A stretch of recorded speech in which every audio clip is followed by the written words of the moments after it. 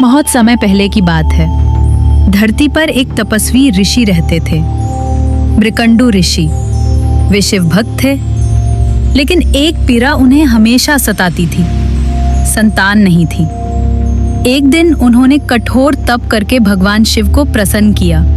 शिव प्रकट हुए और बोले, वत्स, प्रसन्न हुआ हूँ, वर मांगो। मृकंडू ऋषि बोले, प्रभु, मुझे एक तेजस्वी पुत्र दीजिए जो ज्ञान में महान हो। भगवान शिव मुस्कुराए और बोले, दो विकल्प हैं, या तो तुमको एक अल्पायु परंतु परम ज्ञानी पुत्र मिलेगा, या दीर्घायु लेकिन मूर्ख पुत्र। सोच समझकर चुनो। मृकंडू ऋषि ने बिना संकोच के कहा, मुझे वो पुत्र चाहिए जो ज्ञानवान हो, भले ही उसकी उम्र कम हो। शिव बोले, तथास्तु। और कुछ समय बाद उनके घर एक पुत्र ने जन्म लिया। नाम रखा गया मार्कंडेय। मार्कंडेय बचपन से ही असाधारण था। उसकी बुद्धि अद्भुत थी, लेकिन उससे भी बड़ी बात थी उसकी भक्ति। वो रोज सुबह उठकर नदी में स्नान करता, फिर शिवलिंग के आगे बैठकर जप करता, ओम त्र्यंबकम यजामहे।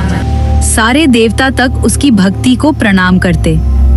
लेकिन माता पिता जानते थे कि उसकी उम्र केवल 16 वर्ष है। हर गुजरता दिन उनके दिल में चिंता बढ़ाता। मार्कंडेय जब 16वें वर्ष में प्रवेश करता है तो स्वर्ग लोक में यमराज को आदेश मिलता है, मार्कंडेय का जीवन अब समाप्त हो गया है, उसे पाताल ले आओ। यम ने अपनी काली छाया फैलाते हुए अपने फंदे को कंधे पर रखा और चल दिए पृथ्वी की ओर। उधर मार्कंडेय को आभास हो चुका था कि आज उसका अंतिम दिन है, लेकिन वो भयभीत नहीं हुआ।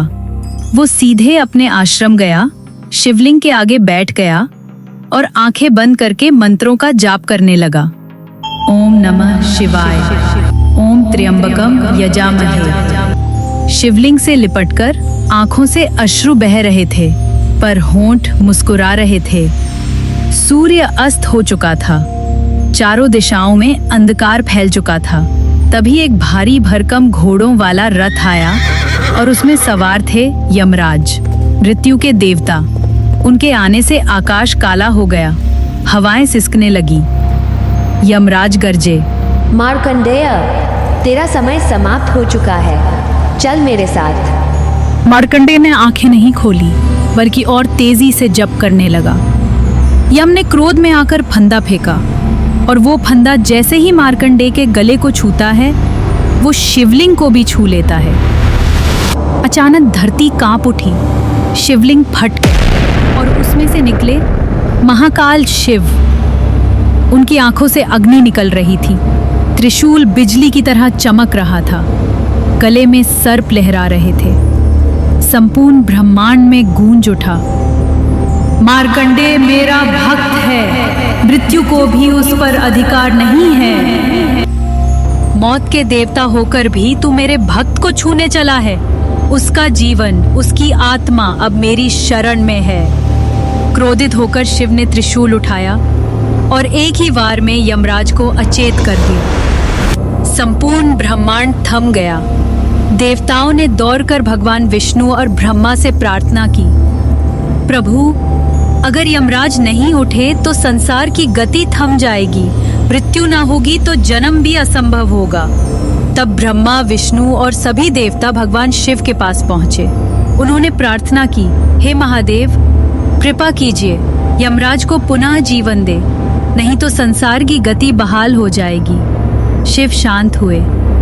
उन्होंने यम को जीवन दान दिया, पर एक वचन भी दिया, मार्कंडेय अब अमर होगा, काल भी उसका कुछ नहीं बिगाड़ सकता। तो भक्तों, इतने दयालु हैं आपके शिव, और फिर क्रोध का तो क्या ही कहना। तो अब हम चलते हैं, एक नई कहानी के साथ दोबारा मिलेंगे आपसे। तब तक सुनते रहिए बी फॉर भजन।